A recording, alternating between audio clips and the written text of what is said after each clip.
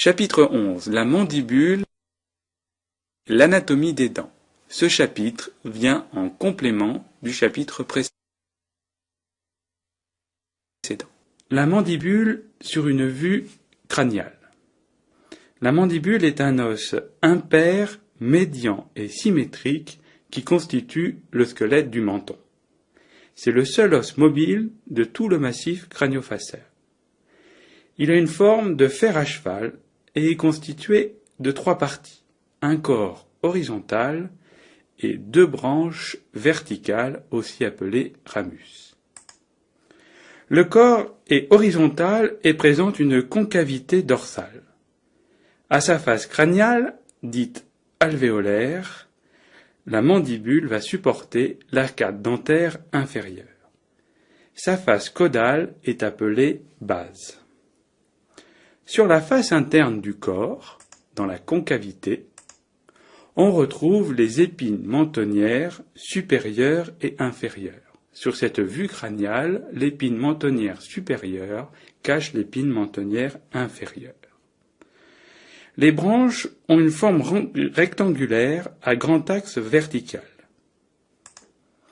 Le bord crânial présente 2 saillies. Tout d'abord le processus coronoïde, qui est en position ventrale, et le processus condylaire en arrière. Le processus condylaire en arrière est recouvert d'une surface cartilagineuse qui va venir s'articuler avec la face inférieure de l'os temporal. Entre ces 2 processus se trouve une incisure, nommée incisure mandibulaire. Étudions maintenant la mandibule sur une vue latérale droite. Le corps de la mandibule est horizontal et présente ici sa face externe. Sur la ligne médiane se situe la symphyse mentonnière. Cette symphyse verticale se termine au sommet de la protubérance mentonnière. Sur la face externe de la mandibule, on trouve la ligne oblique qui a pour origine la lèvre externe du bord ventral du ramus. Cette ligne se dirige en direction de la protubérance mentonnière. Sur cette face externe, on retrouve le foramen mentonnier qui se situe à l'aplomb de la 2e prémolaire. Le ramus, branche verticale de la mandibule, présente 2 processus. Le processus condylaire en arrière. Ce processus condylaire est constitué d'une tête mandibulaire qui est recouverte de tissu cartilagineux et d'un col mandibulaire qui supporte cette tête. Le processus coronoïde, quant à lui, a une forme triangulaire et va donner insertion au muscle temporal. La jonction entre le ramus et le corps se nomme l'angle mandibulaire. Entre le processus coronoïde et le processus condylaire, on peut placer l'incisure mandibulaire. Afin d'étudier la face interne de la mandibule, nous réalisons une coupe passant par la symphyse mandibulaire. On a ainsi ici représenté une hémimandibule sur une vue médiale. À la face interne du ramus, on retrouve un ensemble de structures. Tout d'abord, le foramen mandibulaire, qui se trouve presque au milieu de la face interne du ramus.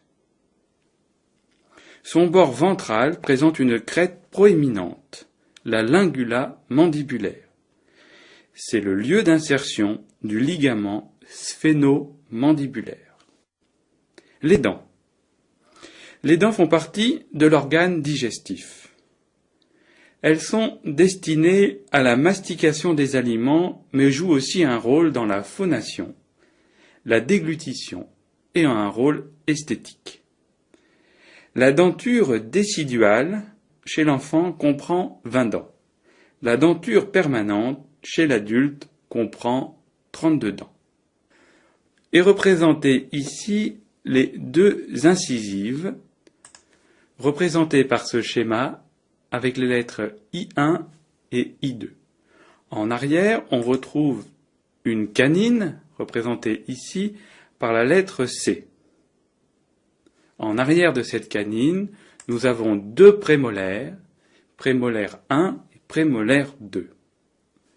Les trois dernières dents correspondent aux molaires et nous les appelons première, deuxième et troisième molaires.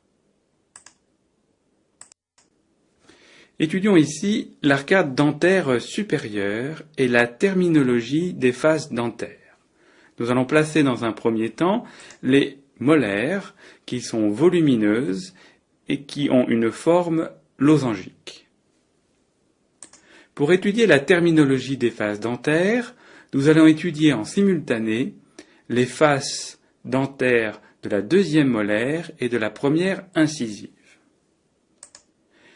La face occlusale correspond à la face de la dent qui va rentrer en contact avec les dents de l'arcade dentaire inférieure. C'est au niveau de cette face occlusale que les aliments vont être coupés ou broyés en fonction des propriétés des différentes dents.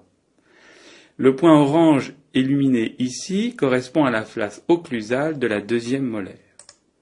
On retrouve de la même façon, au niveau de la première incisive, cette face qui est plus fine et qui servira au niveau des incisives à couper les aliments. La face linguale correspond à la face de la dent qui est au contact de la langue. Cette face linguale au niveau de la molaire correspond à la face médiale de la dent. Au niveau de la première incisive, cette face linguale correspond à la face dorsale de la dent. La face vestibulaire, quant à elle, va correspondre à la face au contact de la joue. Cette face au niveau de la deuxième molaire correspond à la face externe de la dent. Au niveau de la première incisive, cette face va correspondre à la face ventrale. La face mésiale, quant à elle, correspond au niveau de la molaire à la face ventrale. Si l'on suit l'arcade dentaire, d'arrière en avant, de notre deuxième molaire à l'incisive, cette face mésiale qui a une orientation ventrale au niveau des molaires va avoir une orientation médiale au niveau de l'incisive. De la même façon, mais orientée en arrière, la face distale de la dent, qui a une orientation dorsale au niveau de la molaire, va progressivement avoir une orientation latérale au niveau de la deuxième incisive. Étudions de façon un petit peu plus précise chacune des dents. Nous allons nous attarder sur la morphologie des dents permanentes. Chaque dent est paire et asymétrique. On retrouve trois parties à une dent. La racine, ou les racines, qui vont être enchâssées dans la mandibule pour la carte supérieure, pour la carte dentaire inférieure et dans l'os maxillaire pour la carte dentaire supérieure. Un collet, qui est la zone de transition entre les racines, et la couronne, qui correspond à la partie de la dent qui est recouverte d'émail. Cette couronne va présenter des extensions qui se nomment des cuspides. Étudions les molaires. Ce sont de volumineuses dents multicuspides adaptées pour broyer les aliments. La première molaire est la plus grosse, et la deuxième et la troisième vont avoir un volume décroissant. La couronne présente 3 à 5 cuspides. Les racines sont doubles ou triples. Au niveau de l'arcade dentaire supérieure, le plus généralement, les racines sont triples. Les prémolaires sont des dents de transition. Elles sont préhensiles comme les canines et broyeuses comme les molaires. Elles sont plus petites et plus courtes que les canines. La couronne présente deux cuspides, un vestibulaire et un lingual, séparés par un sillon. Les racines sont généralement uniques. Les canines.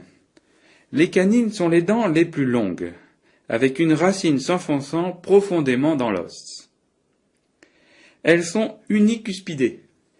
Elles ont une racine unique qui est la plus longue des dents. Les incisives. Les incisives présentent un bord libre tranchant. Elles présentent le plus généralement une seule racine. La troisième molaire correspond à la dent de sagesse. Étudions les arcades alvéolaires. Les arcades alvéolaires supérieures et inférieures sont représentées ici. À gauche, vous reconnaissez l'os maxillaire avec le palais osseux. À droite, une vue crâniale d'une hémimandibule avec sa face alvéolaire orientée vers nous. Ce sont dans ces cavités osseuses que vont venir s'enchâsser les racines des dents. L'ensemble de ces cavités se nomme les alvéoles. On retrouve ainsi le nombre de racines qui correspondent à chaque dent. Par exemple, les alvéoles des molaires présentent 3 orifices qui vont correspondre aux 3 racines. Au niveau de la mandibule, toujours pour les molaires, on retrouve 2 orifices car le plus généralement les molaires n'ont que 2 racines au niveau de l'arcade dentaire inférieure.